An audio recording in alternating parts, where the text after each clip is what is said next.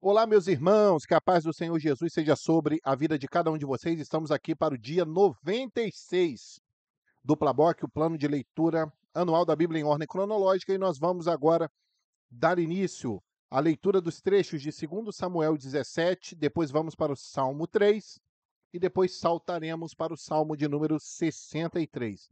Então eu te convido desde já para que você possa se inscrever no canal, para que você possa clicar ali no sininho, ativar as notificações, ir aqui nos comentários do vídeo e acessar ali um link que vai te levar para o nosso grupo exclusivo do WhatsApp. Lá a gente compartilha de materiais interessantes que vão complementar aqui a sua jornada de leitura da palavra. Beleza? Então vamos orar, pedir a Deus uma bênção na leitura de hoje. Senhor nosso Deus, nós suplicamos que o Senhor segure em nossas mãos e que o teu Espírito descortine os ensinamentos da tua palavra. Que possamos, ó Deus, ter momentos em nossas vidas para aplicar os ensinamentos. Que o Senhor abra o nosso entendimento, que o Senhor cuide de cada necessidade, para que nós possamos aprender mais do Senhor, que possamos a cada dia amar mais a tua palavra. Nós assim oramos, pedindo que tu abençoes a cada irmão e irmã que está conosco engajado nesse projeto. Assim nós oramos em nome de Jesus. Amém. Amém? Então, só contextualizando aqui, nós lembramos, né, que estamos ali vivendo o momento em que Absalão ele se rebela, ele toma, né, ele usurpa o reinado de seu pai, né, ele pega alguns homens, sai de Jerusalém, vai para Hebrom, né, e lá ele se auto-intitula rei. E Davi, ao saber disso, para evitar o conflito, Davi ele se retira, né, e ali ele vem, aconselhado ali depois por Aitofel, para poder fazer uma tenda ali no meio, no pátio ali, né, enfim, aos olhos de todo o povo, e que ele tomasse ali as concubinas do seu pai, né? Então Davi está fugindo, existe ali o episódio ali de Itai, né, que nós aprendemos ali a respeito de Itai, que mesmo sendo estrangeiro, ele continua com Davi, né? Seja para a morte, seja para a vida, né? Estará ali também, onde estiver o rei, estará ali também o seu servidor.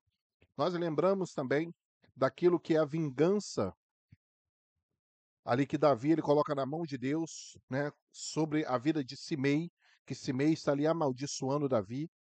Nós vemos também Ziba, que era o criado ali, ou melhor, o funcionário, o mordomo ali de Mefibosete, ele engana Davi, né, ele diz que Mefibosete estava com os traidores, porque estava na esperança de que o reinado de Saul fosse lhe restituído. Então ele dá essa palavra de engano, né, para Davi, e aí Davi, enganado, ele diz que tudo aquilo que era de Mefibosete passaria a ser agora de Ziba. Não é isso? Então, nós continuamos aqui agora com o nosso texto, segundo Samuel, capítulo 17. Disse mais Aitofel a Absalão: Deixa-me escolher 12.000 homens, e me levantarei e seguirei após Davi esta noite. E irei sobre ele, pois está cansado e fraco das mãos, e o espantarei. E fugirá todo o povo que está com ele, e então ferirei o rei só. E farei tornar a ti todo o povo, pois o homem a quem tu buscas é como se tornassem todos. Assim, todo o povo estará em paz. E essa palavra pareceu boa aos olhos de Absalão e aos olhos de todos os anciãos de Israel. Disse, porém, Absalão: Chamai agora também Husai, o arquita, e ouçamos também o que ele dirá. E chegando Husai a Absalão, lhe falou Absalão, dizendo: Desta maneira falou Aitofel: Faremos conforme a sua palavra? Se não, fala tu. Lembra da oração que Davi ele coloca diante de Deus, quando ele soube que Aitofel estava com Absalão, entre os que se rebelaram, Davi ele ora e ele diz assim: Senhor, transtorna o conselho de Aitofel. Porque Aitofel era um dos conselheiros mais experientes ali do reinado de Davi. Então ele conhecia Aitofel, ele sabia que Aitofel tinha os melhores conselhos, não é isso? E nesse momento, Davi ele coloca essa oração diante do Senhor. A palavra diz que quando eles chegam ao cume do monte, né, e Davi estava ali em fuga, e quem se apresenta ali é Husai. Então Husai ele se coloca diante de Davi, E ele fala: "Ó, eu vou com vocês", porque Hussai era amigo de Davi. Então Davi fala para ele assim: "Não, não vai com a gente não, porque você vai ser pesado. Você me será pesado. Vai lá, fica com Absalão, tá? Diga que você está do lado dele, né?" Então Hussai, ele agora é usado por Deus para também dar um conselho a Absalão. Então Aitofel coloca o seu conselho, então lembrando, esse Aitofel que era experiente, que sempre dava bons conselhos, tanto que Davi ele ora, ele faz essa oração ao Senhor, transtorna, Senhor, o conselho de Aitofel. Então agora Aitofel dá esse conselho a Absalão: olha, me dá 12.000 homens que eu vou pegar Davi sozinho. Aitofel conhecia Davi, sabia das suas estratégias, não é isso? Então Absalão ele ouve aquilo, poxa, muito bom, muito bom. Então eu vou pegar só Davi, porque um só é como todos, e a galera vai ficar toda em paz, ok. Só que aí Absalão ele fala o seguinte: olha, chama o Hussai também que eu quero ouvir o conselho dele. E ele fala: e aí, Hussai, a gente vai fazer conforme a palavra de Aitofel que falou isso? Se a gente não for fazer, fala aí o que, que a gente tem que fazer então. Então disse, versículo 7, então disse Hussai a Absalão: o conselho que Aitofel esta vez aconselhou não é bom. Disse mais Hussai: bem conheces tu a teu pai e a seus homens, que são valorosos, e que estão com o espírito amargurado, como a ursa no campo, roubada dos cachorros. Também teu pai é homem de guerra, e não passará a noite com o povo. Eis que agora estará escondido em alguma cova, ou em qualquer outro lugar. E será que, caindo no princípio algum dentre eles, cada um que ouvir então dirá: houve derrota no povo que segue Absalão. Então, até o homem valente, cujo coração é como o coração de leão, sem dúvida desmaiará, porque todo Israel sabe que teu pai é valoroso, e homens valentes os que estão com ele. Eu, porém, aconselho que com toda a pressa se ajunte a ti todo Israel, desde Dan até Berseba, em multidão como a areia do mar, e que tu em pessoa vais à peleja. Então iremos a ele em qualquer lugar que se achar e facilmente viremos sobre ele, como o orvalho cai sobre a terra, e não ficará dele e de todos os homens que estão com ele, nem ainda um só. E se ele se retirar para alguma cidade, todo Israel trará cordas àquela cidade, e arrastá-la-emos até o ribeiro, até que não se ache ali nenhuma pedrinha. Então disse Absalão e todos os homens de Israel: melhor é o conselho de Hussai, o arquita, do que o conselho de Aitofel. Porém, assim o Senhor o ordenara para aniquilar o bom conselho de Aitofel, para que o Senhor trouxesse o mal sobre Absalão. E disse Hussai a Zadok e a Abiatar sacerdotes: assim aconselhou Aitofel a Absalão e aos anciãos de Israel, porém assim aconselhei eu. Agora, pois, enviai apressadamente e avisai a Davi, dizendo: não passes esta noite nas campinas do deserto, mas passa depressa a outra banda, para que o rei e todo o povo que com ele está não seja devorado. Estavam, pois, Jonatas e Aimaas junto à fonte de Rogel, e foi uma criada e lhe disse, e eles foram. E disseram ao rei Davi, porque não podiam ser vistos entrar na cidade. Mas viu-os, todavia, o moço, e avisou a Absalão. Porém, ambos logo partiram apressadamente e entraram em casa de um homem em Baurim, o qual tinha um poço no seu pátio, e para ali desceram. E tomou a mulher a tampa e a estendeu sobre a boca do poço, e espalhou grão descascado sobre ela. Assim, nada se soube. Chegando, pois, os servos de Absalão à mulher àquela casa, disseram: onde estão Aimaas e Jonatas? E a mulher lhes disse: já passaram o val das águas, e havendo-os buscado e não os achando, voltaram para Jerusalém. E sucedeu que depois que partiram, saíram do poço e foram e anunciaram a Davi. E disseram a Davi: levantai-vos e passai depressa as águas, porque assim aconselhou contra vós Aitofel. Então Davi e todo o povo que com ele estava se levantou e passaram o Jordão. E já pela luz da manhã nem ainda faltava um só que não passasse o Jordão. Vendo, pois, Aitofel que se não tinha seguido o seu conselho, albardou o jumento e levantou-se, e foi para a sua casa e para a sua cidade, e pôs em ordem a sua casa, e se enforcou, e morreu, e foi sepultado na sepultura de seu pai. E Davi veio a Manaim, e Absalão passou o Jordão, ele e todo homem de Israel com ele. E Absalão constituiu a Amasa, em lugar de Joabe, sobre o arraial. E era Amasa filho de um homem cujo nome era Itra, o israelita, o qual entrara a Abigail, filha de Naás, irmã de Zeruia, mãe de Joabe. Israel, pois, e Absalão acamparam na terra de Gileade. Então, aqui um conselho, né? Um conselho não, uma observação, né? É sempre entender que Deus, ele faz tudo para que o seu projeto na vida dos seus escolhidos ele se cumpra. Então, a gente olha o quebra-cabeça, a gente vê que tudo se encaixa perfeitamente. Desde a oração de Davi, quando ele ora, Senhor, transtorna o conselho de Aitofel, aí Hussai aparece na hora, deseja ficar com ele, mas Davi ele fala, não que você vai ser pesado para mim. Vai lá, finge estar com Absalão, e você vai ser esse elo. Não é isso?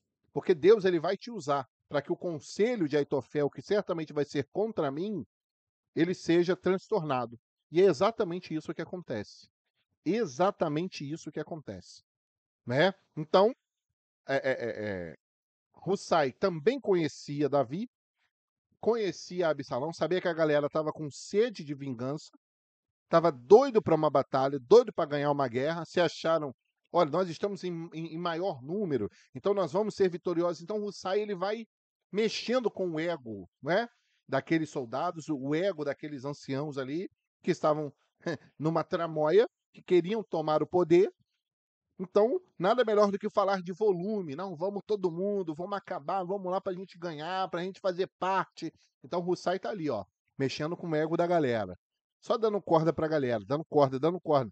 Então, seu conselho parece ser melhor do que o conselho de Aitofel. Não é isso? Então, se a gente olhar, realmente o conselho de Aitofel é um conselho mais sábio. Porque você tem menos pessoas, você não vai ter uma guerra, né? Por isso que Aitofel fala, não, aí nós vamos pegar Davi sozinho. E assim, nós não vamos ter aquele derramamento de sangue. É uma estratégia, né? Porém, Hussai soube lidar com o ego do ser humano, a vaidade. Então, ele mexe com a vaidade ali daqueles conselheiros, daqueles que estavam ali junto, até o mesmo próprio Absalão, que estava com sangue nos olhos, né, querendo acabar com seu próprio pai. Nada melhor para que ele instituísse de fato o seu reino, não que Aitofel matasse a Davi, mas que ele mesmo estivesse na batalha, né, para poder matar o seu próprio pai. Não é isso? Então, Hussai usa dessa estratagema, então coloca esse conselho ali. Então aí depois, sabendo disso, que eles ouviriam o conselho de Hussai, ele fala o seguinte, ó, dá o recado ali para Aimaas e para Jonatas, né, que eram ali filhos ali dos sacerdotes, fala, ó, vocês vão lá e vocês vão dar o recado a Davi. Tá certo? Aí nessa que eles estão indo, né? Nessa que eles estão indo, esses dois, vamos dizer assim, meninos, né? Eles estão indo para lá, que tinham que estar ocultos, né? Naquela situação ali. Então, só que eles são vistos entrando na cidade. Não é isso? Eles não poderiam ser vistos, mas eles foram vistos. A palavra de Deus diz que o moço os avisou, os viu e avisa Absalão. Né? Mas por que eles estavam ali correndo aquele risco? Porque eles eram fiéis ao rei levantado pelo Senhor. Eles tinham esse compromisso com o rei. O que eles queriam? Que a profecia fosse permanente, que a profecia permanecesse. E sobre quem estava a profecia? Sobre Davi. Não é isso? Então eles estavam ali, eles tinham esse compromisso com aquele que o Senhor ungiu, que o Senhor escolheu. Né? Então começa a ser uma perseguição. Então ele entra na casa de um cidadão, né? E aí a mulher daquela casa, ela vê aqueles meninos, né? Eu estou chamando de meninos aqui, jovens, né? eles veem aqueles meninos ali, e o que que ela faz? Ela os esconde. Então eles se escondem ali num poço, tá certo? Porque eles tinham um poço, eles descem ali, a mulher tampa, espalha ali grão descascado sobre a tampa do poço, e aí nada se sabe. Então depois que chegam os servos de Absalão, fala: "Cadê? Onde é que está fulano e ciclano?" Ahimaaz e Jonatas. E a mulher diz: "Ih, já passaram o val das águas." E aí eles não acham e voltam. Então aí sim, eles vão e fazem o quê? Anunciam a Davi, né. Então isso, tá, isso serve para aqueles que acham que servir ao rei é um caminho muito tranquilo. A gente falou sobre Itai, seja para a morte, seja para a vida, e também esses 2 rapazes aqui. Então você imagina o perigo que eles enfrentaram, não é isso? Ao saberem: "Caramba, estamos sendo perseguidos, vamos retroagir, vamos mudar, vamos abandonar a nossa missão." Não, porque eles sabiam também o quê? O que que nós precisamos ter no nosso coração? De que a nossa vida está na mão do Senhor. Então Deus providencia ali uma casa, dentro da casa Deus providencia um poço, no poço Deus providencia também a mulher que os ajuda, né? Porque assim é a nossa vida, queridos. Por quê? Porque nós temos um compromisso com o rei. Nós queremos que a profecia prevaleça. O rei é Davi. Então é ele que nós vamos servir. O rei é Jesus. Não adianta outro usurpar o trono. Esse não vai ser aquele que nós vamos nos dobrar, aquele que nós vamos servir. Nós queremos estar com o rei ungido de Deus, o primogênito de toda a criação, não é isso? Jesus Cristo, Salvador ungido, é ao lado dele. É para ele que nós trabalhamos, é para ele que servimos. Então, muitas das vezes, o líder, ele quer tomar isso. Ele quer usurpar o lugar de Jesus. A sua cartilha denominacional quer tomar o lugar de Jesus. O dono da sua igreja não, né? Da sua denominação, ele quer usurpar o lugar de Jesus. E quer citar regras, que você faça isso, que você faça aquilo, que você tem que fazer isso, que você tem que fazer aquilo para ir para o céu. Não é isso? Então, nós precisamos entender que o nosso rei é Jesus. E aí o que que acontece? Eles são preservados. Porque todas as vezes que queremos que a palavra de Deus prevaleça, que aquilo que é a ordenança de Deus prevaleça, nós seremos preservados. Deus, ele vai prover todas as coisas. Deus, ele vai prover os recursos. E aí o que que acontece? A notícia chega a Davi. Então aí o que que acontece? A profecia é preservada. Aquilo que era o plano de Deus, aquele rei que foi levantado e ungido por Deus, foi preservado. Isso é importante. E aí a gente segue aqui, não é isso? Na nossa leitura. Então aí Absalão vai, né, porque teoricamente ele está seguindo o conselho de Hussai. Então ele bota Amasa, tá, para ser ali chefe no lugar de Joabe, tá certo? E aí então ele chega junto com todo Israel ali, Absalão e todo Israel, eles vão e se acampam ali na terra de Gileade. E aí, versículo 27, sucedeu que Davi, chegando a Manaim, sobe, filho de Naás, de Rabá, dos filhos de Amon, e Maquir, filho de Amiel, de Lodebar, e Barzilai, o Gileadita, de Rogelim, tomaram camas e bacias e vasilhas de barro, e trigo e cevada e farinha, e grão torrado, e favas e lentilhas, também torradas, e mel, e manteiga, e ovelhas, e queijos de vacas, e os trouxeram a Davi e ao povo que com ele estava, para comerem, porque disseram: Este povo no deserto está faminto e cansado e sedento. Louvado seja Deus. Ainda há provisão do alimento.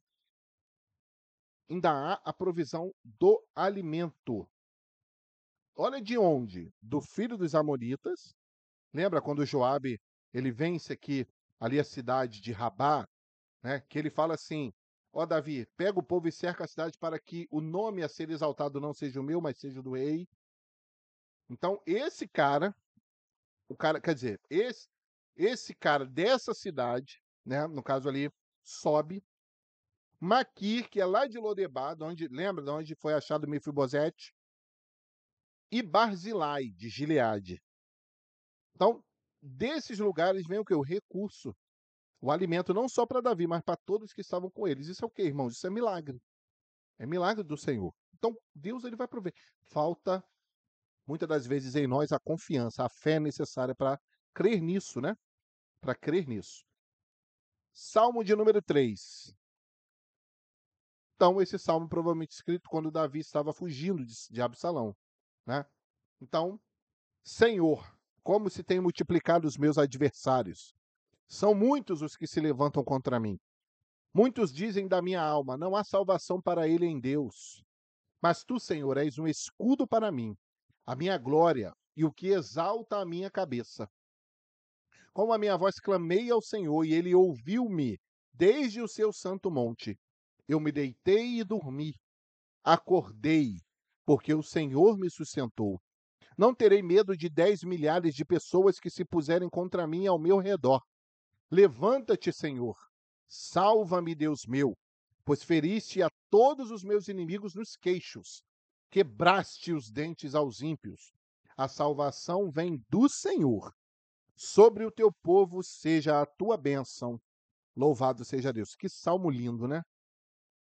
Que salmo lindo. Realmente as pessoas dizem para nós assim: não há salvação para ele em Deus. Esse cara, com todos esses defeitos, né? Muitas pessoas olham para nós, ele, um servo de Deus, ele conseguiu essa façanha, ele tem esse fruto do Espírito, ele consegue levar isso para casa, esses já foram sem revidar, ele consegue manter a calma, a tranquilidade, a temperança, o domínio próprio em tantas adversidades, ele consegue cantar louvores em momentos tão difíceis, ele consegue glorificar Deus nesses momentos tenebrosos, né? Porque as pessoas olham para nós dessa forma, no momento da luta. Não, ele não vai conseguir, não tem jeito para ele. Mas nós clamamos ao Senhor, queridos, e o Senhor nos ouve desde o seu santo monte, né? Os ouvidos do Senhor, eles estão disponíveis para a nossa oração. E aí Davi fala de deitar, ele fala de dormir. Olha só, por quê? Porque o nosso descanso é o Senhor. Se a minha vida está na mão de Deus, ele vai permitir que eu deite, que eu durma, que eu acorde, porque ele é que me sustenta. O fôlego de vida da minha alma é dado por ele. Então eu não vou ter medo de 10 milhares de pessoas que se puseram contra mim, né? Ele sabe que o Senhor há de se levantar e há de salvá-lo. Porque a salvação vem do Senhor. Que coisa maravilhosa, né? Dá pra gente ficar falando aqui 2 horas desse salmo. Salmo 63. Ó Deus, tu és o meu Deus. De madrugada te buscarei. A minha alma tem sede de ti. A minha carne te deseja muito em uma terra seca e cansada, onde não há água, para ver a tua fortaleza e a tua glória, como te vi no santuário. Porque a tua benignidade é melhor do que a vida. Os meus lábios te louvarão. Assim eu te bendirei enquanto eu viver. Em teu nome levantarei as minhas mãos. A minha alma se fartará, como de tutano e de gordura, e a minha boca te louvará com alegres lábios. Quando me lembrar de ti na minha cama e meditar em ti nas vigílias da noite, porque tu tens sido o meu auxílio, jubiloso cantarei refugiado à sombra das tuas asas. A minha alma te segue de perto, a tua destra me sustenta. Mas aqueles que procuram a minha vida para a destruírem irão para as profundezas da terra. Cairão à espada, serão uma ração para as raposas. Mas o rei se regozijará em Deus. Qualquer que por ele jurar se gloriará, porque se tapará a boca dos que falam mentira. Louvado seja Deus. Então, o que Davi quer, queridos, é a mesma coisa que Moisés ele desejou. Chega no momento, Moisés, ele nem se preocupa tanto em ver o cumprimento da promessa. Ele nem se preocupa tanto na terra, né? Ele nem se preocupa tanto com a terra prometida. Moisés ele só queria a presença de Deus junto dele. Senhor, se não fores comigo, se não fores com esse povo, Moisés ele não estava preocupado. Ah, a gente vai chegar na terra, não sei, daqui a 1 ano, 2 anos, 3 anos, não importa. O que importa é a presença de Deus conosco. E nós precisamos levar isso também para a nossa vida, irmãos. Muitas das vezes, né, é, é, é, a gente coloca, né, ali como foco, né, o céu. E tá certo, é o nosso objetivo, né? Nós queremos o céu.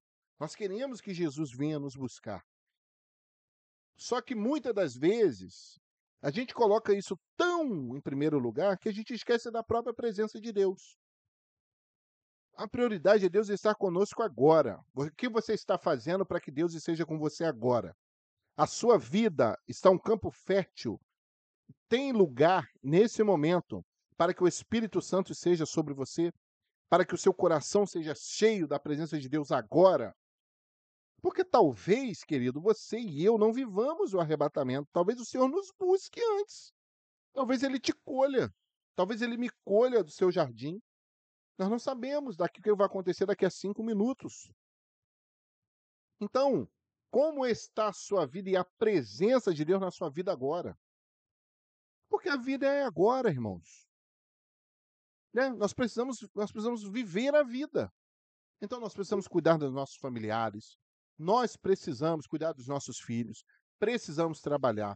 Precisamos ser melhores funcionários.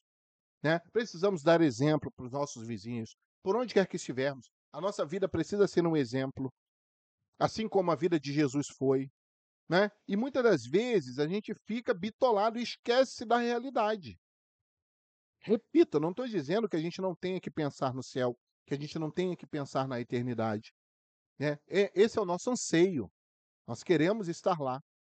Estamos fazendo o possível. Aí é que entra a questão da presença de Deus.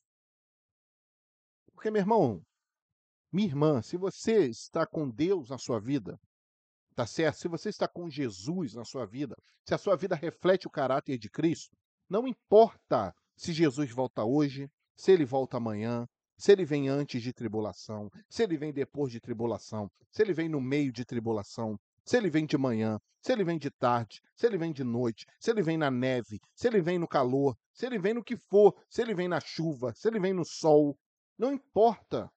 Se você está com a presença de Deus na sua vida, se o Espírito Santo está dirigindo o seu caminho, se Jesus é o seu maior exemplo, se você é um imitador de Cristo, meu irmão, não importa.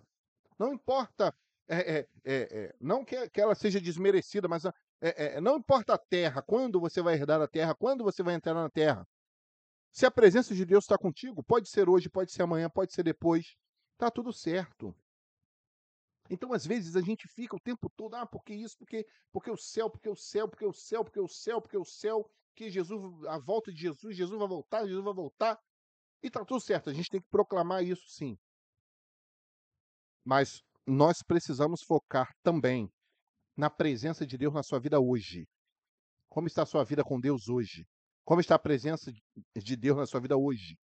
O Espírito Santo na sua vida hoje? Você está santo? Você está se santificando? Você está agradando a Deus hoje? Tá certo? Por quê? Porque eu só vou entrar no céu se eu tiver com o caráter de Cristo. Não importa o que eu estou falando. Eu posso falar que Jesus vai voltar todo dia. Eu posso falar da volta de Jesus todo dia. Eu posso falar de grande tribulação todo dia. O tempo todo. Eu posto aqui, eu posto ali, eu falo aqui. Porque o céu, porque Jesus vai voltar, porque é arrebatamento, porque porque isso aqui, porque a gente vai, porque é rua de ouro, tempo todo. Mas é a minha vida aqui agora. Como está? O que é mais importante, a sua pregação ou o seu exemplo? Hein? Isso é importante. Isso é importante.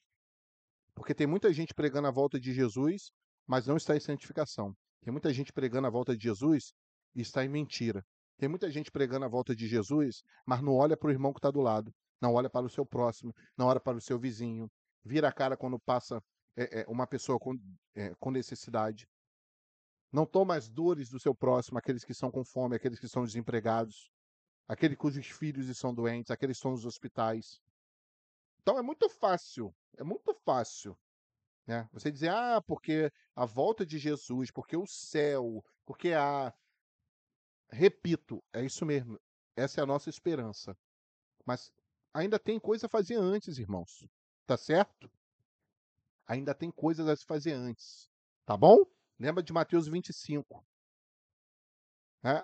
O que que faz a separação aqueles que vão estar à direita do Senhor e aqueles que vão ser colocados à esquerda, as ovelhas dos bodes, tá certo? Nós vamos chegar lá em nome de Jesus, mas isso é muito importante, tá bom? Então Davi queria a presença de Deus. Não importa, não importa quando seria o fim, né? Ou assim, para nós, igreja, o começo de uma vida eterna. O arrebatamento se vai ser hoje, se vai ser amanhã, se Jesus vai voltar daqui a 10 anos, 20 anos. O que importa é a presença de Deus na minha vida hoje. Porque se Jesus estiver na minha vida hoje, o Espírito Santo, se Deus estiver fazendo a obra completa na minha vida, se eu sou um amante da palavra e vivo a palavra na sua completude, meu irmão, não importa se Jesus vai voltar hoje, amanhã, segunda, quarta, domingo, em janeiro, em março, em abril, em outubro, em setembro, não importa. Não importa. E também se ele me recolher, se ele falar, ó, hoje é o seu dia. Não importa, não importa. Tá certo? Então, nós ficamos aqui com a nossa leitura de hoje e eu te peço que você encarecidamente registre aqui nos comentários qual versículo da leitura de hoje mais te impactou, mais fez a diferença, qual a lição que você aprendeu com o Espírito Santo. Compartilha com a gente. Compartilha também esse vídeo, não esqueça de dar o like. Isso é muito importante para que mais vidas sejam alcançadas aqui pela leitura da palavra de Deus, tá bom? Então vamos orar e agradecer a Deus pela leitura. Senhor, muito obrigado porque o Senhor nos tem ajudado, nos sustentado e nos guiado. Como temos aprendido, Senhor, como tem sido benéfico para nós meditar na tua palavra, ler a tua palavra e aprender mais e mais do Senhor. Te adoramos por tudo que o Senhor a nós tem feito, em nome de Jesus. Amém. Amém, queridos? Que Deus abençoe sua casa, sua família, sua saúde, a sua congregação, o seu ministério e que em tudo na nossa vida o nome do Senhor seja glorificado. Que Deus nos abençoe grandemente. Até o nosso próximo dia de leitura. A paz do Senhor Jesus.